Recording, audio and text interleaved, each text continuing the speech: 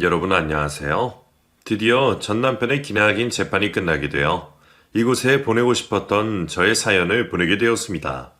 재판장에서 남편이 수의를 입고 앉아있는 모습을 보는 것이 얼마나 끔찍한 일이었는지 모릅니다. 어떨 땐 아무도 없는 곳으로 도망을 가버리고 싶기도 하더라고요. 하지만 그럴 때마다 저를 다독여주고 붙잡아주는 남편의 전처 덕분에 끝까지 버틸 수 있었습니다. 이게 무슨 소리인가 싶으시죠? 저도 지금까지 제게 일어난 이 모든 일들이 아직도 꿈만 같아 현실성이 느껴지지 않을 정도랍니다. 오늘은 제가 살면서 또 두 번은 겪을 수 없는 제 인생 최대 최악의 사건의 전말에 대해 말씀드려보도록 하겠습니다. 저는 20살 때부터 집안의 가장 노릇을 했습니다. 알코올 중독으로 병원에 입원하신 아버지와 도박을 좋아하는 어머니, 그리고 사치가 심한 동생들까지 제가 먹여 살려야 할 가족들이 넷이나 있었습니다. 가족에게 받는 스트레스가 어마어마했던 저는 운동을 통해서 스트레스를 해소했고, 운동이 너무 좋아졌던 저는 필라테스 강사가 되었습니다. 30이 넘은 후 저는 저를 지옥 속에서 살게 하는 가족들에게서 도망을 쳤습니다. 가족들이 저를 찾을 수 없게 저를 아무도 모르는 곳으로 도망을 쳤었는데, 그곳에서 남편을 만났습니다.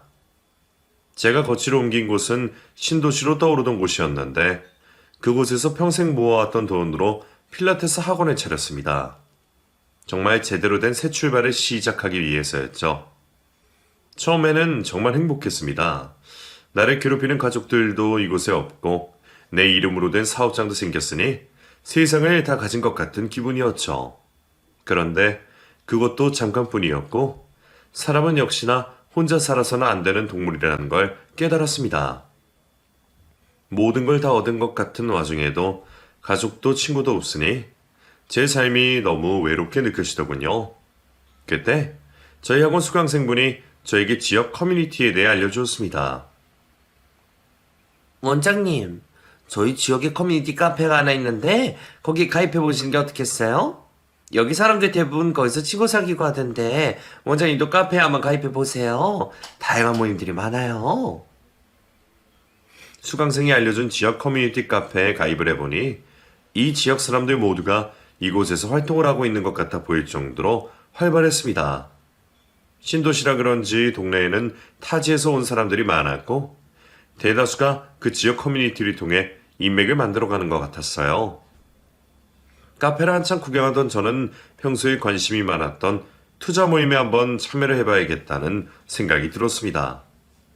용기를 내어 나가게 된 투자 모임은 거의 남성으로 이루어져 있었습니다. 하루 종일 여자들 사이에 부대껴 일을 하다 남자들 사이에 앉아 있으니 그 상황이 너무 낯설더라고요. 혜영씨, 이 모임은 남자들밖에 없어서 많이 낯설죠? 제가 많이 도와드릴 테니까 너무 어려워하지 마시고 꾸준히 모임에 참여해주세요. 그때 저를 적극적으로 도와준 사람은 바로 그 모임의 모임장이었던 제 남편이었습니다. 남편은 모임장이라는 책임감 때문인지는 몰라도 첫 만남부터 저에게 많은 관심을 가져주었습니다. 혜영씨, 여기로 이사 오신 지는 얼마나 되셨어요? 개인적인 질문이긴 합니다만 결혼을 하셨는지 지금 무슨 일 하고 계시는지 여쭤봐도 될까요? 저 여기로 이사 온 지 3달밖에 안 됐고요. 결혼은 안 했고 저 앞에 새로 생긴 필라테스 학원 원장이에요. 사실 여기 와서 친구도 없고 외로우던 참에 투자 모임에 들어와서 공부도 하고 친구도 사귀고 싶어서 들어왔어요. 잘 오셨어요. 이 모임은 저도 이 동네 와서 너무 외로워서 친구 사귀고 싶어서 제가 직접 만든 모임이거든요. 제가 유일하게 잘하는 게 투자라고 생각해서 만들었어요. 이 모임 덕분에도 친구 많이 사귀었으니까 혜영 씨도 분명 그러실 수 있을 거예요. 유명 프랜차이즈 고깃집 사업을 하는 남편은 알고 보니 전직 금융맨이었습니다. 그래서 투자 모임을 만들었던 거였더라고요. 똑똑하고 능력이 있어 보이는 남편에게 처음부터 큰 호감이 갔던 건 사실이었습니다. 하지만 저와는 다르게 부잣집에서 사랑만 받고 자란 도련님 같은 남편을 저 같은 사람은 감히 넘볼 수 없다고 생각을 했습니다. 그런데 남편이 계속해서 저에게 관심을 표현해 왔습니다. 혜영 씨, 언제 저랑 밥 한번 먹어요? 지난번에 혜영 씨 하는 말 들어보니까 버는 돈은 전부 저축으로 관리했다고 하는데 제가 투자를 어떻게 해야 되는지 하나하나 알려드릴게요. 그렇게 해주시면 저는 감사한데, 제가 괜히 바쁜 세훈씨 시간을 뺏는 게 아닌가 모르겠네요. 대신 저 필라테스 알려주세요. 안 그래도 요즘 하루 종일 앉아만 있어서 그런지 몸이 굳는 것 같더라고요. 이참에 뭐라도 해볼 생각이었는데 혜영 씨한테 필라테스 배우고 싶어졌어요. 저와 남편이 개인적으로 만나는 시간들이 늘어갔습니다. 남편은 제 일을 본인 일처럼 봐주었고 바쁜 와중에도 일부러 시간을 내어 저희 학원에 들러 수업을 들었습니다. 저는 남편이 일부러 저를 보기 위해 여자밖에 없는 필라테스 학원에 와준 거라고 생각을 했습니다. 남편과 만나는 시간이 늘어갈수록 남편에 대한 저의 신뢰감은 깊어져만 갔습니다. 세훈씨, 저 다음 주면 적금하나 끝나서 1억 정도가 생기거든요. 이걸 어떻게 하면 좋을까요? 제가 나중에 학원 분점을 낼 건데, 그걸 생각해서 다시 묶어두는 게 좋을까요? 아니면 투자를 해보는 게 좋을까요? 그렇게 큰 돈을 묶어두기엔 조금 아까운데요? 괜찮으면 그 돈 저한테 맡겨보실래요? 제가 적어도 2배 이상 수익 내서 돌려드릴게요. 남편과 연애를 하지도 않던 시절에도 저는 남편에게 큰 돈을 스스럼 없이 맡겼습니다. 주변에서 조언을 해줄 가족이나 친구가 없었던 저는 정말 바보만큼이나 순진했었던 것 같습니다. 그때 저는 남편을 의심하기는커녕 남편에게 맡기는 돈의 액수가 커질수록 남편을 더 의지했었습니다. 그러던 어느 날 남편과 단 둘이 술을 마시게 된 자리가 있었는데 남편이 저에게 이런 말을 하더군요. 저는 혜영 씨랑 있으면 마음이 너무 편안해져요. 그래서 괜히 제 속마음 이야기도 털어놓고 싶고 혜영 씨한테 위로도 받고 싶어지고 그래요. 저 혜영 씨한테 기대고 싶나 봐요. 그래도 괜찮을까요? 그러면서 남편은 자신의 아픈 과거에 대해 저에게 털어놓기 시작했습니다. 사실 저는 가족들을 피해서 여기로 도망온 거예요. 그래서 가족들은 지금 제가 죽었는지 살았는지 어떻게 살고 있는지도 모르고 있을 거예요. 세훈씨가요? 저는 세훈씨 집에서 사랑 많이 받고 자란 사람 같아 보인다고 생각했는데, 집에 무슨 일이라도 있었어요? 이곳으로 오기 전까지 저는 저희 집의 노예나 다름없었어요. 돈을 버는 족족 가족들 뒷바라지 하는 데에다가 써야 했거든요. 그뿐만이 아니었어요. 가족들은 제가 모아둔 돈을 가지고 도박을 한다던가 사치를 부린다던가 장난질을 했어요. 그래서 돈도 잘 버는 직장도 버리고 아무도 없는 여기로 도망온 거예요. 제가 살고 싶어서요. 남편의 과거 이야기는 제 과거와 다를 게 하나도 없었습니다. 남편의 이야기를 듣고 있으니 온몸에 소름이 돋더군요. 투자 모임도 여기서 혼자 지내는 게 너무 외로워서 만든 거잖아요. 제가 잘하는 게 투자니까 그걸 이용해서 친구를 사귀고 싶었거든요. 물론 투자 모임에 오는 사람들은 다 저에게서 투자 정보를 빼가려고 온 사람들이라 진정한 친구를 사귈 수는 없었지만 그래도 이렇게 혜영 씨라도 만나게 돼서 얼마나 다행인지 몰라요. 세훈씨가 그런 아픔을 가지고 있는 사람인지 몰랐어요. 저는 세훈씨를 저랑은 다른 세상의 사람이라고 생각을 했거든요. 근데 어쩜 저랑 그렇게 비슷한 삶을 살아오신 건지 너무 마음이 아프네요. 사람 사는 거 다 똑같아요. 사실 혜영 씨 처음 봤을 때도 혜영 씨도 여기 있는 사람들처럼 저한테 정보만 빨아먹으려는 사람이겠구나 했는데 저를 믿고 신뢰해주는 모습을 보면서 혜영 씨는 다르다는 걸 느꼈어요. 고마워요, 혜영 씨. 인연은 어떻게든 만난다고 하더니 그땐 제가 꼭 만났어야 될 인연이 남편이라고 느껴졌습니다. 남편의 과거 이야기를 들은 저도 남편에게 저의 과거 이야기를 들려주었어요. 그러자 남편이 제 손을 잡고 말했습니다. 고마워요, 혜영 씨. 혜영 씨의 힘들었던 과거 이야기 들려준 것도 고맙고 그런 상황에서도 이렇게 잘 버텨준 것도 고마워요. 그리고 앞으로는 혼자라고 생각하지 마요. 제가 혜영 씨 옆에 있어줄게요. 우리 서로에게 좋은 사람이 되어주는 게 어때요? 그렇게 서로의 과거를 모두 알게 된 저희는 연애를 시작하게 되었습니다. 연애를 시작하기 전에도 남편은 제 일을 본인 일처럼 도와주었지만 연애를 시작하니 본격적으로 자신이 나서서 제 일에 손을 대기 시작했습니다. 자기야, 더 기다리지 말고 바로 학원 분점 내자. 돈 더 모으고 하면 그땐 이미 좋은 자리 다 놓치고 난 후일 거야. 내가 생각할 땐 지금 바로 해야 될 시기인 것 같아. 근데 지금 가지고 있는 돈으로 하기에는 조금 불안한데 괜찮을까? 2호점은 내 전 재산 다 털어서 하는 거라 조금 불안해. 망하면 끝이잖아. 자기나 믿지? 자기가 나한테 맡겨주기만 하면 내가 다 알아서 해줄게. 학원 자리도 내가 알아봐주고 권리금 같은 거라든지 기구 사는 거며 직원 구하는 것도 내가 알아서 다 해줄게. 그러니까 당신은 나한테 사업 자금만 줘.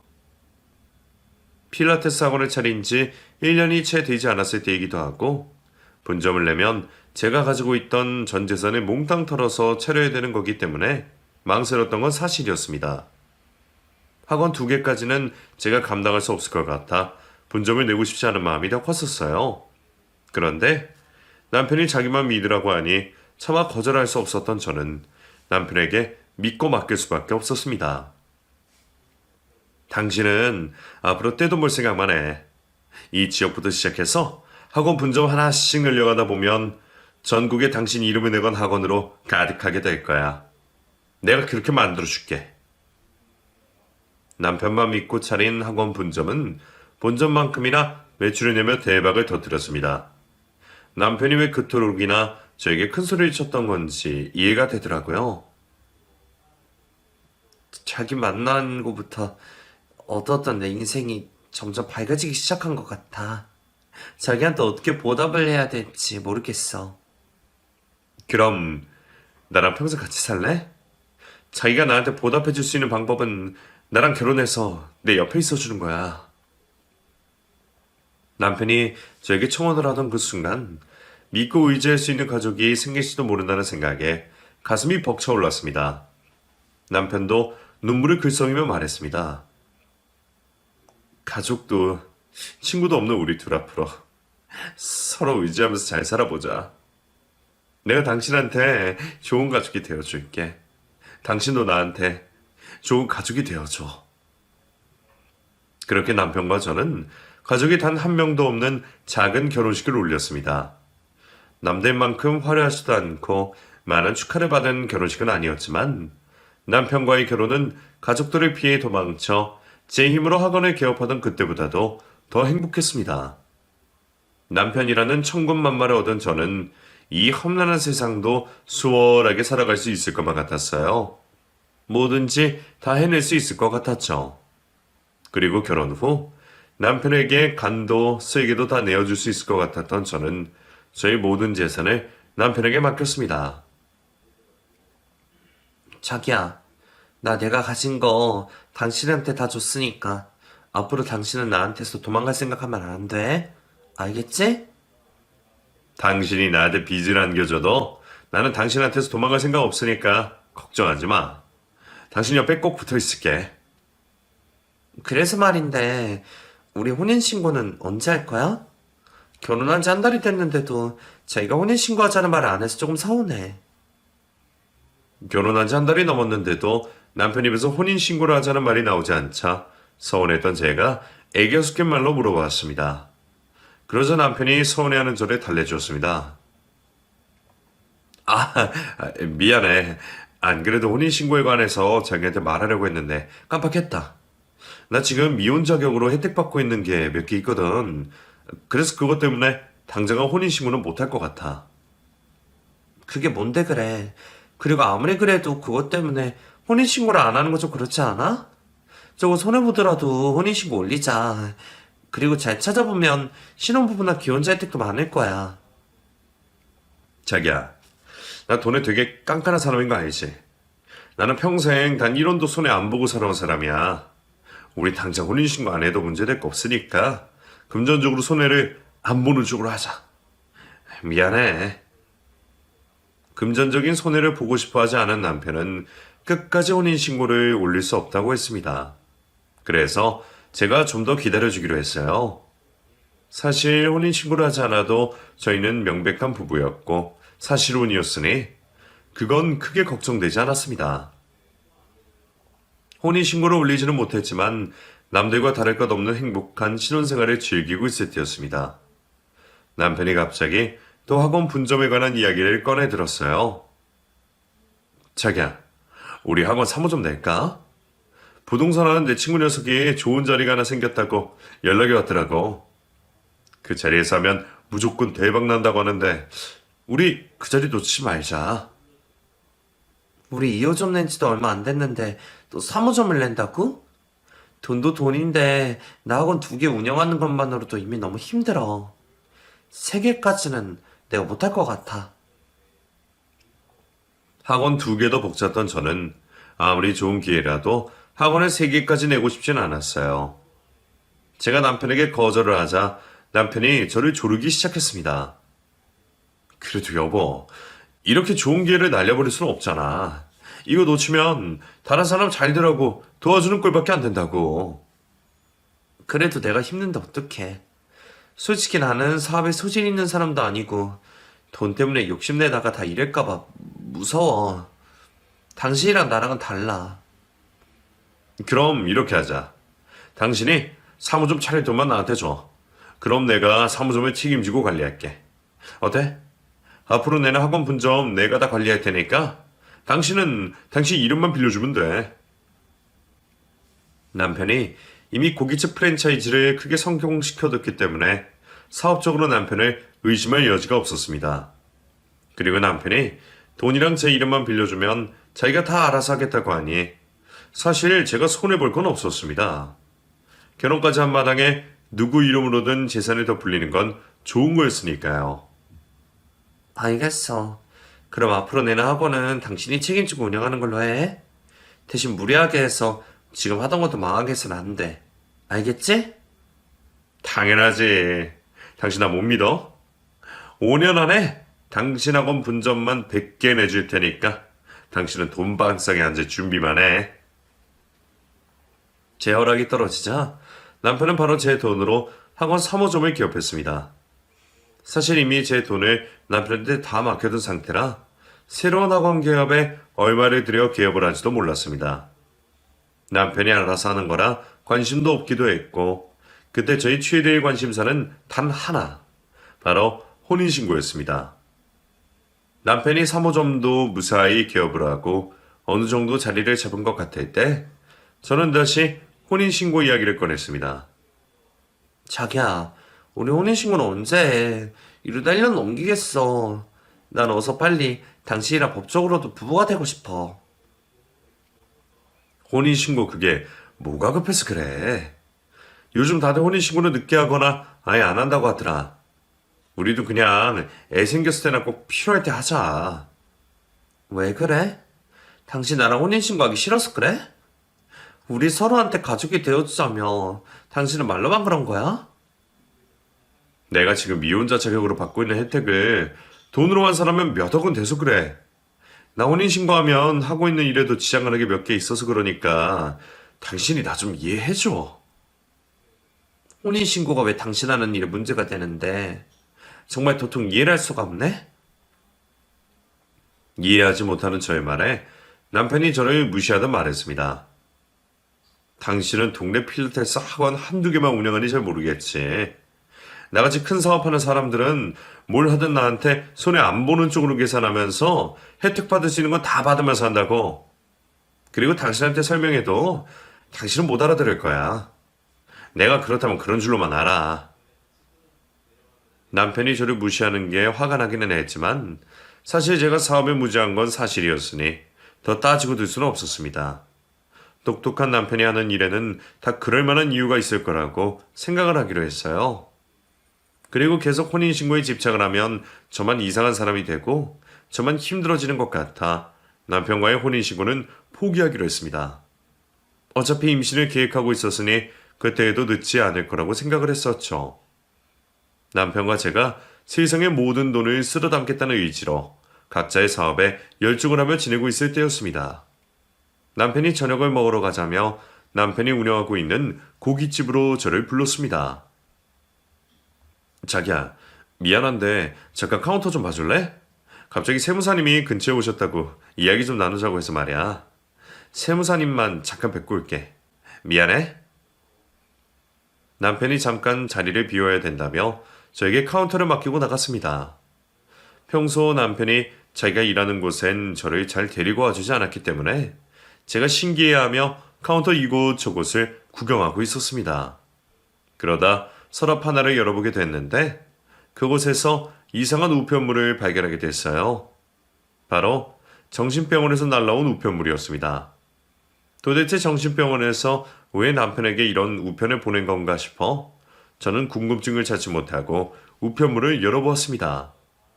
남편의 이름이 어떤 여자의 보호자로 적혀 있는 걸 발견한 순간 남편이 가게 안으로 들어왔습니다. 여보, 많이 기다렸지? 세무사님이 실수한 게 있으셔서 그거 처리하느라 시간이 좀 걸렸어. 우리 이제 밥 먹으러 가자. 저는 남편이 보지 못하게 남편 앞으로 온 정신병원 우편물을 제 가방에 쑤셔 넣었습니다. 남편과 저녁 식사를 하는 동안 남편에게 이게 뭐냐고 물어볼까 고민을 하다 일단은 남편을 떠보기로 했습니다. 자기야, 우리 결혼한 지 이제 1년 정도 됐잖아. 1년 된 기념으로 우리 그동안 서로한테 서운했던 거나 말하지 못했던 거, 아니면 숨기고 있는 게 있으면 말해보는 시간을 한번 가져보는 게 어때? 당신, 또 혼인신고 이야기하려고 그러는 거지. 안 그래도 내가 빨리 당신이랑 혼인신고하려고 준비하고 있으니까 그 조금만 기다려줘. 아니, 그게 아니라 나는 혹시 당신이 나한테 말하지 못한 게 있는 건가 싶어서. 부부 사이엔 숨기는 게 없어야 되잖아. 안 그래? 남편은 저의 말에 저를 이상하게 보더니 제가 듣고 싶은 대답은 하지 않고 얼렁뚱땅 넘기기 바빴습니다. 자기야, 내가 자기한테 숨길 게 뭐 있어. 이상한 소리 하지 말고 밥이나 먹어. 당신 오늘따라 이상하다. 당신이야말로 나한테 뭐 숨기고 있는 거 아니야? 남편 입으로는 절대 들을 수 없겠구나 싶었던 집으로 돌아온 후 제가 직접 확인해 보기로 했습니다. 일단 우편물에 적혀있는 처음 보는 여자의 이름을 보고 이 여자가 누군지부터 알아내야겠다는 생각이 들었어요. 그 여자의 성이 남편 성과 같았기 때문에 남편의 가족인가 싶어 남편의 가족관계 증명서라도 떼보려고 했습니다. 그런데 남편과 저는 법적으로는 생판남이었기 때문에 그럴 수도 없는 노릇이었어요. 결국 저는 우편물이 발송된 정신병원으로 전화를 걸 수밖에 없었습니다. 안녕하세요. 저 김세영 씨 때문에 전화 드렸는데요. 김세영 씨 거기 계시나요? 김세영 씨 보호자분 되세요? 왜 이제서야 전화를 하셨어요? 지금 김세영 씨가 보호자분을 얼마나 찾고 계신지 아세요? 저희 그것 때문에 너무 힘드니까 보호자분은 빨리 김세영 씨 좀 뵈러 와주세요. 저희 정말 미쳐버리겠어요. 앞뒤 설명도 없이 정신병원으로 빨리 와달라는 병원 관계자의 말에 저는 일단 그 병원으로 가보기로 했습니다. 남편이 저에게 숨기고 있는 게 무엇인지 확인을 해보고 싶었습니다. 사실 지금 생각해보면 그런 강심장이 어디서 나온 건지 모르겠습니다. 남편 몰래 우편물에 찍힌 주소로 정신병원에 찾아갔을 때였습니다. 간호사가 잔뜩 화가 난 말투로 제게 말했습니다. 아무리 바빠도 그렇지 사람을 여기다 맡겨놨으면 한 번에 들여다보시든가 전화라도 되셔야 되는 거 아닌가요? 왜 그동안 연락이 안 되셨어요? 김가영 환자 지금 몇 달째 자기 보호자 불러달라고 간호사들을 얼마나 괴롭힌 줄 아세요? 이러다가 저희가 병원에 입원하게 생겼다고요. 죄송합니다. 저는 제 동생이 여기 입원한지 모르고 있었어요. 가족들이 입원시켜놓고 내팽개쳤나 봐요. 죄송해요. 제가 지금 동생이랑 대화 한번 해볼게요. 그쪽 사정 모르겠고요. 빨리 김가영 씨 빼고 잘 다루게 해주세요. 그리고 자꾸 이런 식으로 하면 김가영 씨 여기서 더 못 지내니까 그렇게 하세요. 저는 떨리는 마음으로 그 여자가 기다리고 있다는 면회실로 향했습니다. 면회실 안에는 다크서클이 얼굴 반쯤까지 내려온 여자가 멍하니 앉아 있었는데 저를 발견하자마자 몸을 벌벌 떨기 시작했습니다. 당신 누구예요? 누가 보낸 사람이에요? 김세훈 그 인간이 보냈어요? 아니면 저희 시어머니가 보낸 사람이에요? 김세훈 씨를 아세요? 저 김세훈 씨 아내 되는 사람인데요. 저희 남편 가게로 이런 우편물이 왔길래 그쪽이랑 저희 남편 무슨 사이인지 알고 싶어서 왔어요. 무슨 소리예요? 제가 김세훈 씨 아내 되는 사람인데요. 제 남편의 아내라고 말하는 여자의 말에 저는 이 여자가 정말 미쳐서 여기 있는 게 맞구나라는 생각을 했습니다. 제가 잘 찾아온 것 같아 면회실을 나가려고 하자 그 여자가 저희 뒤통수에다 급박한 목소리로 말했습니다. 저 정신 멀쩡해요. 빨리 도망치세요. 당신도 정말로 지금 김세훈 씨 아내라면 도망치셔야 돼요. 저의 발목을 잡는 남편의 아내라는 사람의 말에 결국 저는 그 여자의 앞에 앉아 자리를 잡고 앉았습니다. 무슨 소리를 하는지 더 들어봐야 될 것 같았어요. 그 여자의 말대로 그 순간 그 여자가 정말 멀쩡해 보였습니다. 지금 무슨 소리를 하고 계시는 거예요? 저 김세훈 씨랑 결혼한 지 1년 정도 됐는데요. 그쪽이 제 남편 아내라니 그게 다 무슨 소리냐고요. 저는 이미 5년 전에 김세훈 씨랑 결혼식을 올렸어요. 그리고 김세훈 씨가 2년 전에 저를 여기다 갖다 놨고요. 그 인간 사기꾼이에요. 그러니까 도망가세요. 정신병원에 입원한 사람의 말을 믿어도 될지 의심하던 찰나였습니다. 남편에게서 전화가 걸려왔습니다. 제가 전화를 받아야 되나 고민을 하자 남편의 전처가 전화를 받아보라고 했습니다. 제가 전화를 받아들자 남편은 이미 다 알고 있다는 듯이 말했습니다. 당신이 가게 카운터에 있던 정신병원 우편물 가져갔어? 없어졌길래 CCTV 돌려보니까 당신이 챙기는 모습이 찍혀있더라고요. 남의 물건에 손대고 뭐하는 짓이야? 당신이 나한테 속이고 있는 게 있어 보여서 그랬어. 그리고 나 지금 누구 만나고 있으니까 나중에 이야기해. 당신, 그래서 그날 나보고 숨기고 있는 게 있냐고 물어본 거구나? 내가 다 설명할 테니까 일단 당장 집으로 와. 당신 설마 그 병원에 가 있는 거 아니지? 내가 거길 왜 가? 그래 나 지금 밖이라니까? 이따가 내가 다시 연락할게. 끊어. 나 지금 그 병원에 전화해서 당신 왔는지 확인해 볼게. 그리고 당신 거기에 있는 거 확실하면 쫓아내려갈 테니까 그런 줄 알아.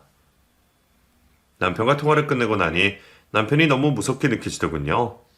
저도 남편에게 큰 화를 당할 것 같은 불길한 예감이 들렸습니다. 이제 어떻게 해야 되나 걱정이 되더군요. 제가 너무 큰 일을 저지른 것만 같았습니다. 그 사람 저 여기 있는 거 눈치채고 병원으로 전화를 건다고 하네요. 어쩌죠? 시간이 얼마 없는 것 같아. 빨리 설명드릴게요. 김세훈 씨가 하고 있는 그 고깃집 프랜차이즈 사업, 그거 사실 제 거예요. 김세훈 그놈이랑 결혼하고 그놈한테 홀라당 뺏기고 저 지금 정신병원 신세 지고 있는 거고요. 제발 믿어주세요. 그 고깃집이 그쪽 거였다고요? 그걸 제가 어떻게 믿어요? 일단 더 들어볼 테니까 이야기해보세요. 원래는 그 고깃집은 맛집으로 소문이 자자했던 동네 고깃집일 뿐이었어요. 그런데 남편이 프랜차이즈를 내면 돈을 더 벌 수 있다면서 제 돈으로 고깃집 프랜차이즈를 마구잡이식으로 내더라고요. 제 돈으로 사업을 확장한 거니까 당연히 제 명의로 차린 프랜차이즈들인 줄 알았는데 알고 보니 죄다 남편 명이더라고요. 제가 그거 알았을 때 이미 늦은 때였고 남편은 제 이름으로 되어 있는 본점을 폐업시키고 저한테 모든 걸 빼앗고 여기로 저를 가둔 거예요. 그 당시 남편이 저에게 하고 있던 것들은 남편의 전처가 이미 겪은 일들이었습니다. 남편은 똑같은 패턴으로 저에게도 사기를 치고 있다는 게 확실했습니다. 저는 몰랐어요. 저는 그저 그 사람이 사업도 잘하고 투자도 잘하는 그런 사람인 줄만 알고 맡긴 것 뿐이에요. 거기에다가 가족도 없다길래 저처럼 불쌍한 사람인 줄만 알고 만났던 건데 이런 일을 저지른 사람인 줄 몰랐어요. 가족이 없다고요? 그 인간, 부모나 형제들도 그 인간이랑 똑같은 인간들이에요. 왜인지 모르겠지만 당신한테는 가족이 없는 척하고 있는 것 같은데 그 가족들 그 인간 뒤에 숨어 있을 거예요. 제가 그 인간이랑 결혼하고 시집살이 당한 것만 생각하면 당장이라도 찾아가서 찢어 죽이고 싶을 정도예요. 저를 여기에 가둔 건 남편이지만 그러라고 시킨 건 시모거든요. 그 순간 남편이 저를 데리러 정신병원으로 오겠다는 문자를 보내왔습니다. 그 문자를 받고 어서 여기서 빠져나가야겠다는 생각이 들었는데 쉽게 발이 떨어지지 않았습니다. 저에게 모든 사실을 폭로해주고 도망가라고 도와준 남편의 전처를 두고 갈 수가 없었습니다. 일단 저랑 같이 여기서 나가요. 그 인간이 그쪽한테 또 어떤 짓을 벌일지 몰라요. 병원에는 제가 그쪽 언니라고 말해놨으니까 퇴원시켜 줄 거예요. 어서요. 저는 남편의 전처를 데리고 병원에서 빠져나왔습니다. 그리고 남편의 전처를 가족들 품으로 돌려보내 주었습니다. 딸의 행방을 모르고 지내셨던 남편의 전처 부모님은 2년 만에 보는 자신의 딸을 껴안고 통곡을 하셨습니다. 엄마, 아빠, 걱정 많이 했지. 김서방이 나를 정신병원에 입원시켜서 엄마 아빠한테 연락도 못했던 거야. 그동안 나 원망 많이 했지. 내가 정말 미안해. 나는 정말로 네가 우리를 영 끊고 살려고 하는 건 줄 알았다. 김서방 그놈이 네가 우리 꼴 보기 싫어한다고 연락하지 말라고 하길래 그만의 철수까지 믿고 너를 미워하고 지냈었는데 우리 딸이 이런 꼴에 당하고 있을 줄이야. 이름 어쩌면 좋냐. 알고 보니 남편의 전처 처가댁 식구들도 남편에게 속고지낸 듯했습니다. 남편의 전처를 무사히 집으로 돌려보낸 후 혼자서 남편을 보기 무서웠던 저는 일단 몸을 숨겼습니다. 그러자 남편이 그동안 숨겨온 본 모습을 드러내기 시작했습니다. 야, 너 김가영 어디로 빼돌렸어? 너 진짜 미쳤냐? 죽기 싫으면 당장 집으로 튀어와. 너 당장 안 나타나면 네 돈 들고 튀어버릴 거니까 그렇게 알아. 이게 당신 본 모습이야. 아무리 돈에 미쳐도 그렇지. 어떻게 자기 아내를 정신병원에 가둬둘 수가 있어? 당신 나한테도 그럴 작정이었지. 이미 다 알아버렸는데 내가 어떻게 집에 들어가? 자기야, 진짜 아니야. 그 여자는 정말로 정신에 문제가 있어서 내가 보낸 거였고 당신은 내가 정말 사랑하는 여자야. 그러니까 일단 집으로 와. 그 여자만 믿지 말고 내 말 좀 믿어줘. 남편은 저에게 소리를 지르고 욕을 하며 화를 내다가도 갑자기 저를 달래며 도와달라고 애원을 하는 이중적인 모습을 보였습니다. 그런 남편이 너무 무섭기는 했지만 주변에 도움받을 곳이 없어 혼자서 어떻게 해야 되나 불안에 떨고 있을 때 남편의 전처에게서 연락이 왔습니다. 혜영씨, 일단 변호사를 먼저 구하시는 게 좋을 것 같아요. 제가 지금 알아둔 로펌이 있는데 거기서 같이 진행해 보시는 게 어떻겠어요? 그 인간 똑똑한 인간이라 절대 가만히 있지 않을 거예요. 우리 같이 움직이는 게 좋을 것 같아요. 저는 먼저 손을 내밀어준 남편의 전처와 함께 남편을 고소했습니다. 사실혼이었던 저는 이혼 소송도 함께 걸었었죠. 소송 과정 중에서 알게 된 것은 남편은 남편의 전처의 말대로 저희하고 사무점을 자기 명의로 개업을 했다는 것이었습니다. 그리고 제 이름으로 대출을 받아 4호점을 낼 준비도 이미 끝마친 상태였었죠. 당신, 전처한테 했던 짓을 나한테도 그대로 할 생각이었어. 내 거 다 뺏어갈 생각이었냐고. 내가 어떻게 모은 돈인지 알면서 인간이 어떻게 그러니? 처음부터 내 거였는데 뺏긴 뭘 뺏어. 나는 그 여자 것도 당신 것도 뺏은 거 하나도 없어. 처음부터 내 거였다고. 남편은 저에게 투자를 받은 것뿐이지 처음부터 자신의 것이었다는 논리로 우기기 시작했습니다. 하지만 우리나라 법은 그렇게 호락호락하지 않았습니다. 이미 사기 전과가 있었던 남편은 이번에도 사기로 인정되어 징역을 선고받았었는데 끝끝내 항소를 하더군요. 남편이 항소를 할 때마다 남편의 전처가 저에게 말했습니다. 혜영씨, 우리 싸움 힘들고 지쳐도 끝까지 가보자고요. 저도 저지만 제 생명의 은인인 혜영씨를 위해서라도 저는 이 재판 포기하지 않을 겁니다. 저만 믿으세요. 남편과 그만 싸우고 포기하고 싶을 때마다 저를 잡아준 남편의 전처 덕분에 저는 재판을 끝까지 해낼 수 있었습니다. 그리고 저는 남편의 재판장에서 처음으로 남편의 가족들을 만났습니다. 시몬은 저를 보자마자 이미 오래전부터 알고 지낸 사람처럼 굴었습니다. 너는 심으로 보면 인사를 해야지. 어디 고개를 빳빳이 들고 쳐다보니? 세훈이한테 들어서 네가 멍청한 건 진작에 알고 있었다만 지 남편 전처한테 속아 넘어갈 정도로 멍청할 줄은 몰랐다. 어쨌든 아직까지 너랑 나 고부관계니 나한테 며느리 노릇은 끝까지 하려무나? 제가 언제부터 그쪽 며느리였다고 이래라 저래라 하세요. 그리고 멍청한 건 제가 아니라 그쪽 집안이겠죠. 며느리를 정신병원에 가둬놓고도 무사히 살 수 있을 줄 아셨어요? 내가 가둔 게 아니라 제 정신마리가 이상해서 병원에 입원시킨 거란다? 그리고 첫 재판 때는 판사 양반 정신도 이상해서 이상한 판결이 난 거지만 우리 세훈이는 지 아내들 잘 먹고 잘 살게 하려던 죄밖에 없어서 결국엔 무죄 판결 받을 게다. 너 나중에 후회하지 말고 지금이라도 잘하렴 나한테. 남편도 시모도 본인들이 결국엔 재판에서 이길 거라고 떵떵거렸지만 결국 항소심에서도 지게 된 남편은 징역으로 감옥에 갇히게 되었습니다. 남편이 감옥으로 들어가고 딱 한 번 남편 면회를 간 적이 있었는데 남편은 끝까지 저를 바보 취급하며 저를 속여들려고 했습니다. 자기야, 제발 정신 차려. 자기 지금 그 여자한테 다 속고 있는 거라니까? 나한테서 다 뺏어가려고 당신을 이용하고 있는 거라고. 그러니까 절대로 내 회사 그 여자가 가져가지 못하게 해야 돼. 나 여기서 나가면 내 회사 당신한테 다 줄 테니까 제발 그 회사 뺏기지만 말아줘. 부탁이야. 당신 내가 아직도 바본 줄 알아? 언제까지 나를 속여들려고 그러는 거야?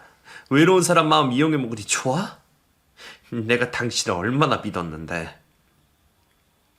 그래 여보, 우리 가족이잖아. 나도 당신도 서로한테 하나밖에 없는 유일한 가족. 당신 나 여기 있으면 평생 가족도 없이 혼자 살아야 되는데 괜찮아? 남편은 처음부터 가족도 없이 외롭게 혼자 사는 저를 노리고 접근했었다는 사실을 뒤늦게 알았습니다. 제가 학원 수강생 중 한 명에게 저의 가정사를 말했던 적이 있었는데 그 수강생이 제 남편 가게에 들렀다 제 이야기가 나와서 제 가정사를 이야기해 준 적이 있다고 고백을 하더군요. 남편이 이미 결혼을 하고 숨겨둔 아내가 있었다는 사실보다 남편이 그런 제 마음을 이용해 먹었다는 사실이 더 괴로웠습니다. 남편은 저의 재산을 노리고 접근한 것이었지만 저는 정말 남편을 저의 유일한 가족이라고 생각을 했었거든요. 인간에 대한 상처로 재판이 승소로 끝나도 괴로워하는 저를 지금까지 돌봐주고 있는 사람은 바로 남편의 전처랍니다. 혜영씨, 우리 관계가 조금 꼬이긴 했어도 어쨌든 서로를 구해준 생명의 은인이니까 우리 앞으로 친구처럼 잘 지내봐요. 고마워요. 가영씨 아니었다면 저 죽었을지도 몰라요. 그리고 이 재판도 해보기 전에 포기했을 거고요. 이 은혜 꼭 보답하면서 살게요.